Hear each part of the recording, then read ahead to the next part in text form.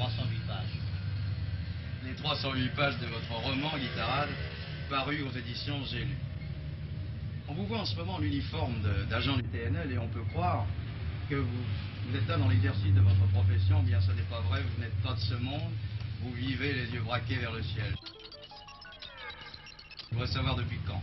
Eh bien, écoutez, depuis 1948, très exactement, l'époque à laquelle j'ai pu faire l'observation d'un objet volant non identifié. Clusterman, oui, elles existent. Vous savez qu'une des grandes questions laissées sans réponse par la science moderne est posée par l'accumulation de dossiers concernant ces mystérieux objets célestes. Il y a des rapports qui émanent de toutes les couches de la société, de pilotes, d'astronautes et même de cosmonautes. Einstein, les soucoupes volantes ont quitté la Terre il y a 2000 ans et reviennent en pèlerinage.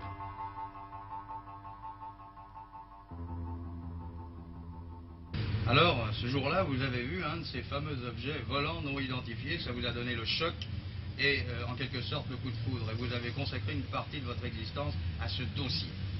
C'est une sorte de quête de l'insolite, c'est une recherche sur ces objets volants non identifiés, sur leur origine, sur leur provenance et sur leur histoire aussi, doit-on dire. Quelques anecdotes à ce sujet. Je sais que les gens sont partagés entre le scepticisme le plus absolu et la foi la plus extraordinaire et, disons-le, quelquefois un petit peu ridicule. Dr Hermann Oberth, initiateur de Von Braun. Les extraterrestres observent la Terre et nous ont visités depuis des milliers d'années. Aux États-Unis, 10 000 $ d'amende pour ceux qui divulguent des informations au sujet des ovnis.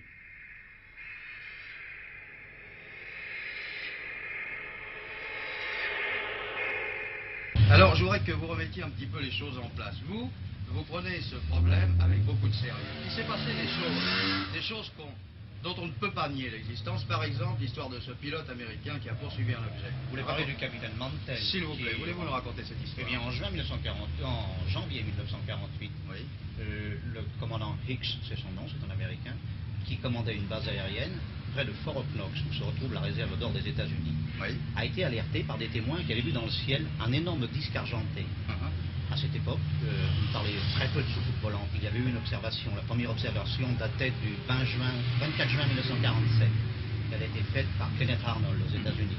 Alors. Et ce jour-là, évidemment, les militaires ont été surpris de voir ce disque qui survolait le coffre-fort des États-Unis.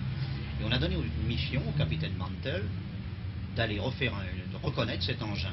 Le capitaine Mantell est monté avec un vieux Mustang P-54, qui était un avion quand même moderne à l'époque, avec 2 coéquipiers. Le capitaine Mantell a pris cet appareil en chasse et il le poursuivait. Et il a dit je monte encore de 1000 mètres.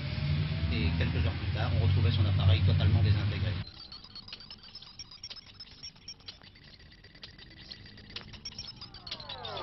La région, s'il vous plaît. Je voudrais qu'on parle un petit peu de notre Côte d'Azur, puisque je crois, enfin j'ai ouï dire, que la Côte d'Azur était un endroit où on voyait beaucoup de soucoupes volantes. En effet, il y a eu énormément d'observations dans notre région, et on peut même parler d'un atterrissage à Bar-sur-Loup. À Bar-sur-Loup. Vous savez qu'à l'époque, c'était un matin, les engins avaient déjà été repérés au-dessus de la Corse. Et il était 5 heures du matin lorsque les pêcheurs corses ont repéré ces engins qui volaient très bas. Et à Bar-sur-Loup, 2 témoins ont vu un ovni se poser au sol. Nous avons poursuivi cette enquête d'une manière très sérieuse. Nous avons vu que l'herbe avait été foulée et nous avons fait des prélèvements de terre. Or, nous avons communiqué ces prélèvements à des laboratoires. Et il s'avère qu'une partie de cette terre a été comme séchée par un puissant rayonnement électrique.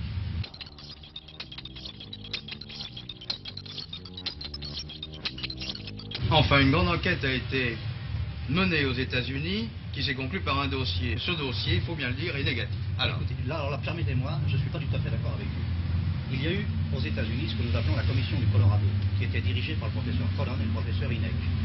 Dès le début de cette investigation exhaustive, nous savions que la Central Intelligence Agency noyautait toute l'affaire, à tel titre que si le professeur Collin nie l'existence des objets volants non identifiés, son collègue et ami, le professeur Hynek, lui affirme que ces engins existent et qu'il dévoilera tout ce qu'il sait. Nous souhaitons au professeur Hynek une très longue vie, car vous savez que la recherche sur ces objets volants non identifiés est un travail assez sérieux. Il y a eu 8 chercheurs assassinés aux États-Unis. Je vous citerai J.J. notamment Schmidt, des gens qu'on a retrouvés assassinés par un groupe occulte qui s'appelle le groupe 5412, que tout le monde connaît. Toutes ces histoires, nous les retrouverons dans votre livre Soucoupe volante et civilisation d'outre-espace, écrite par un Niçois. Vérité ou hallucination collective, à vous de juger.